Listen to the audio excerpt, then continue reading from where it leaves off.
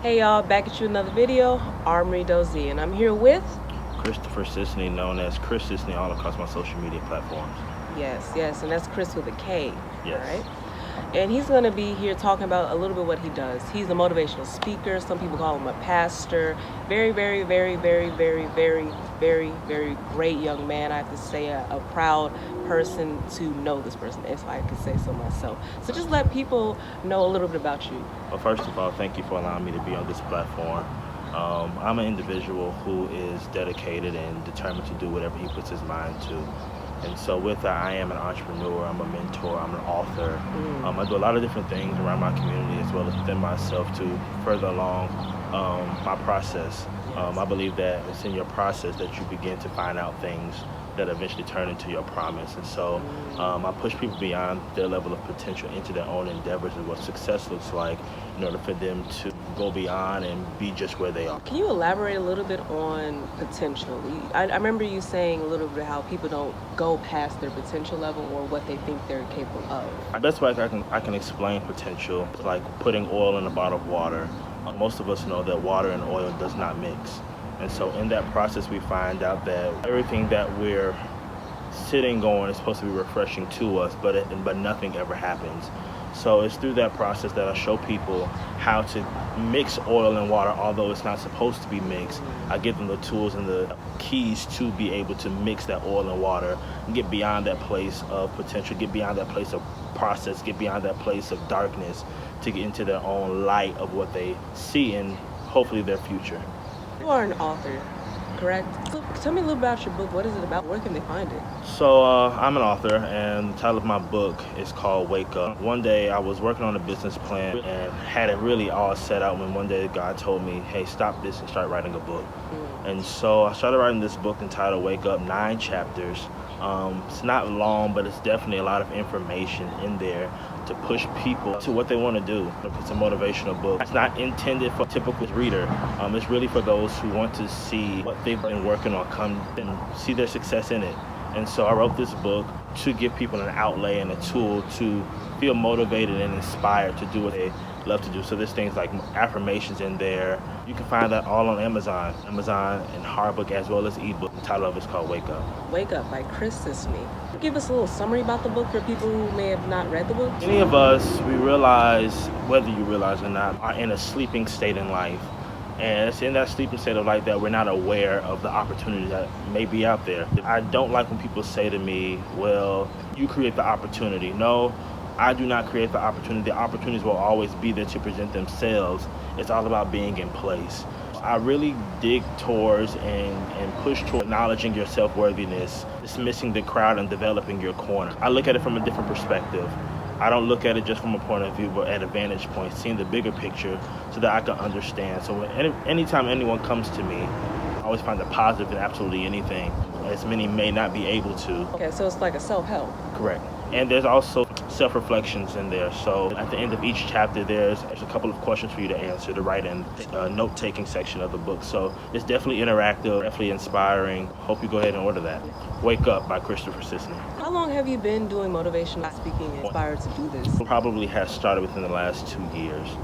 But if I dig down into the root of a thing, I realize that this is something I've been doing all of my life.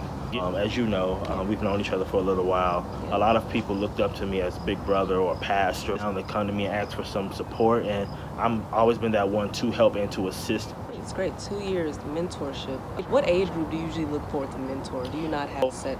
So I do have a mentorship program. It's called Young Professionals, with YOUNG being the acronym for youth with ownership, uniqueness, nobleness, and greatness, which are all synonyms of success. And with this organization that I'm creating and still or developing, I inspire my mentees daily. My mentees range from about 14 to 19. I don't discriminate. I don't say you can't come in or you're too old for them. But a lot of the people that I seem to reach to, in my opinion, are those generations that are behind me. And so I feel like if I can reach that generation with the help of others, we'll begin to see a change for our future. When you talk about mentors, we always think about somebody in a black suit, and a tie. And I try to come to my mentees from a different perspective, from a different angle, to reach their soul or to reach their heart so that they'll understand someone that they can be able to relate to and have a conversation with.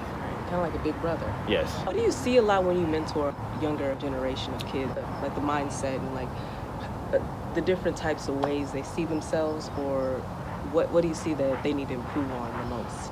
What I see in my mentees, and just not even my mentees alone, just the generations behind me, is the lack of consistency. Lack of consistency, I mean, everything from homework to your own personal life to even the spiritual. Being able to go from a place to where I don't know or I'm not sure to kind of transitioning to I got this. The middle ground is consistency, and a lot of times I find that we are not, even my generation, we're not consistent in what we do. So if we remain consistent in the things that we have and the things that we do, we begin to manifest and see the producing of the thing that was always on the inside of us. It's like giving birth. You have 9 months most times to have a baby, and what's on the inside of you is one of the greatest gifts that you'll ever be able to receive. You see, like, the past generation as well as this generation as well as the future generation having a lack of confidence affecting them reaching their goal? I wouldn't say that we have a lack of confidence. I think I'm starting to see more confidence being built because of self-awareness or self-care. So I don't think it's the lack of confidence. I think it's the lack of knowledge that we see. And I don't mean to be derogatory, but I believe it's the ignorance, not knowing, preventing us from getting to a place where we want to be. People perish for a lack of knowledge. So if we have the knowledge to do certain things or the back pocket information to do these things, I believe that we'll be so much further than where we are. But we have to, number one, be consistent. But number two, don't just be ignorant. Get to know some things, learn some things, research some things. Be aware of your surroundings and your environment. That's beautiful. As far as people protesting, as far as the climate of our government, what are your thoughts on that? When I hear things like questions like this, I'm slow to answer because we don't know all of the details. So in my opinion, I can't necessarily speak on certain things without knowing all of it. But I will say that there needs to be a change. What we're experiencing is nothing new. And it's going to further continue to happen until we see the change. It goes back to consistency and back to being knowledgeable about what's going on. We are a consistent people. We'll begin to see some things happen in our environment and in our culture that will furthermore elevate us to a platform to where we can experience the goodness that we deserve, the freedom that we deserve, the justice that we deserve.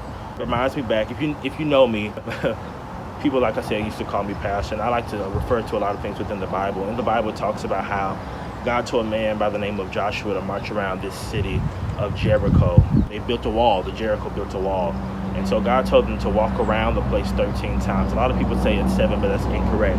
The Bible says that God told Joshua to walk around this place once a day for 6 days, and then 7 times on the 7th day. So for 13 times they went around this building. And I associate that with protests. They went around the building shouting and marching and testifying and delivering their speech and what they feel from the in-depths of their heart. So they went around the place 13 times, and throughout that 7-day period, they began to see some things that they weren't used to. And eventually they seized the land. In the scripture, it talks about how the people in Jericho had no one could come in, no one could come out, so they built these walls. And the reason why they built those walls is because they were frightened by what the other people were coming in to do. And it reminds me of our governmental system, and where we are now is a lot of times we don't hear a lot of noise, we don't hear a lot of things within our communities because of the government, and they may be afraid to make the step or the necessary precaution to activate or to push beyond a place. But because of our influence, our noise, our consistency in protesting, making a name for ourselves, making a cause, shooting for a goal, is what's going to cause us to tear the wall of Jericho down. Not in violence, not in destruction, not in looting, but in a place to where people can understand us and come to a common ground and a common area where we can meet and figure out a solution to our problem. Do you think we lack leadership to do those things? Everyone is a leader in their own way. I believe that, we're all leaders to some degree, but I think it's not necessarily we're having a lack of leaders. I think we have a lack of using our voices. we have a lack of voice in our community. And, a lot of times we have a lot of discussion among ourselves without knowing how to outline the information. I think a lot of times we lack having a voice versus being a leader. We're all leaders, but if we don't have no voice, if we don't choose to use our voice or to speak up, we will never see the fruition of where we are. Some people say we should all together build our own establishment, build our own communities, build our own government system outside of the one that we already have, because I know this system was never made for us. So a lot of people feel like we shouldn't even associate with the system, build our own system, like a Tulsa, Oklahoma, like a little Black Wall Street. I say let's go back to where we started. If we go back to where we started, a lot of what we did surrounded ourselves within our own community. Our dollars surrounded our own communities. That's why I didn't agree with a lot of the looting that I saw within my community, is because we were destroying our community. So a lot of the places that we were used to going, a lot of the places where we felt comfortable, a lot of those places are not here anymore. A lot of businesses would rather not go back into business because of the destruction of our community. So I say let's put back our dollar back into our communities. Let's see our dollars circulate. Let's see what's going on, because if we take care of our community first, we'll begin to see an incline in our personal economies versus trying to be another statistic or another number for our worldwide numbers and worldwide communities. Do you think there's a distrust? Like, a lot of people, they feel like they can't really trust other businesses that look like them, I would say that there is a common distrust. It goes back to being aware and knowledgeable about what we're doing. I think if we become knowledgeable in these things, it will furthermore maybe promote trust in a certain economy, in a certain business.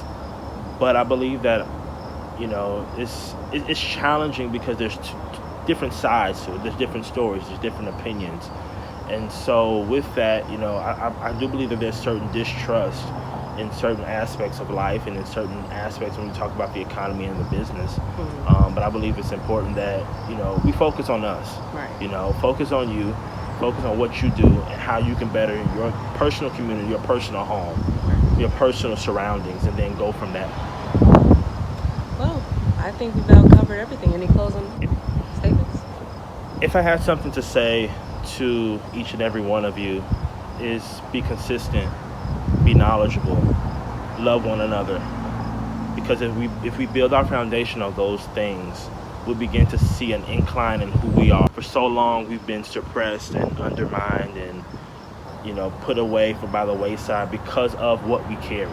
If you look back in history, when you talk about Africans and different things like that and our ancestors, a lot of what we know today in our school system started out in our communities. When you talk about math and reading and writing, it started out within our communities. And if we go back to that, go back to language, go back to communication, go back to forgiveness, I believe that we'll begin to see what we saw back then in the community of who we are. Back when we were in high school and middle school, we used to stand up every day and give the Pledge of Allegiance. And the very last sentence in that is, we'll be one nation under God, indivisible, with liberty and justice for all. Now, when you look back at that, I don't believe that any of that's true. We're one nation who has honestly forgotten about God, who is divisible, who is divided, who does not serve justice but gives injustice instead of. And there's no liberty. We have liberty, but then we're still tied to some things, not only by our communities, not only by our government, but by our own selves. Don't limit yourself in your thinking. Don't limit yourself in what you desire. Go beyond that. Go beyond that place. Go beyond fear. Go beyond your past, because no one's ever perfect. Right. No one's ever perfect. So if we move beyond that place of pain and hurt, I believe that we'll begin to see the revelation and the positivity in our communities like never before. And the revolution, yes, like never before. So keep your head up. Love one another. Build that community so that we can be able to see changes within our society. All right, Kris Sisney, thank you for coming on the platform. Thank you. Where can they find you at? All my social media, Instagram and Twitter, Kris_Sisney. That's KRIS_Sisney, SISNEY. And even on Facebook, if you're still on there, Kris Sisney as well. I'm daily putting things out there, inspiring one another, showing you tools and skills to be able to get beyond this place, to further your potential and to further your strive for where you want to be. So I love you all. Thank you for having me on this platform. No problem. All right. Take care now. You hear?